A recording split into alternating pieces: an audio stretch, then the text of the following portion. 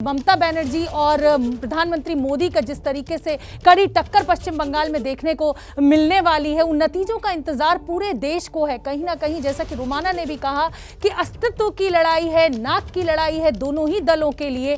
खास तौर पे असम की बात भी करना बेहद ज़रूरी है, क्योंकि असम में सीएए और एनआरसी के बाद ये पहला चुनाव है। जो घुसपैठियों का मुद्दा बीजेपी उठाती आई है लगातार बंगाल में, क्या उसका असर देखने को मिलेगा?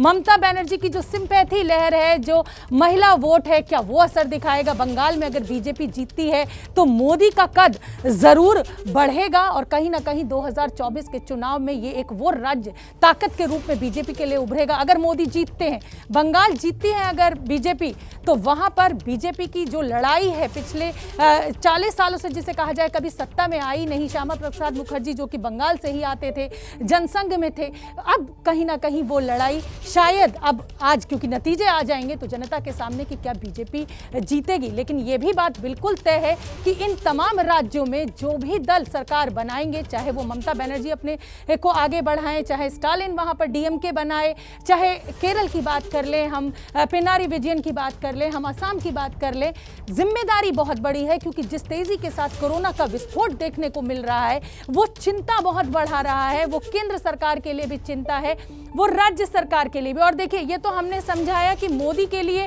क्या मायने हैं, लेकिन ममता बनर्जी के लिए भी ये चुनाव बहुत अहम हो जाता है। नाक की लड़ाई है और खेला होबे, क्या खेला होबे? 1 घंटे बाद, 60 मिनट बाद जब ये काउंटिंग शुरू होगी, जब ये मतों की गिनती शुरू होगी, तो बंगाल की जनता ने कहा जाए कि ऊंट किस करवट बैठने जा रहा है, ये ममता बनर्जी के लिए बहुत अहम हो जाता है।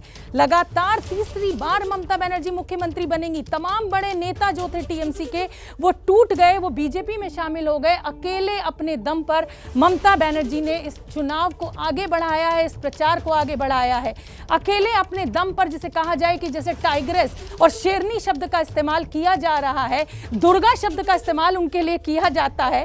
तो अब ये देखने का इंतजार हमें सभी को है कि जो नतीजे आएंगे उसमें किस रुख पर ममता बनर्जी आगे बढ़ेंगी। हारी तो राजनीतिक अस्तित्व पर जाहिर सी बात है जरूर सवाल खड़ा होगा, लेकिन ये लड़ाई जिसे कहा जाए ना, खूब लड़ी मर्दानी, वो तो झांसी वाली रानी थी।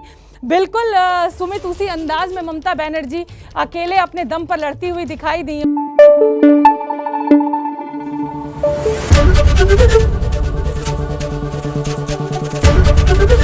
एबीपी न्यूज आपको रखे आगे।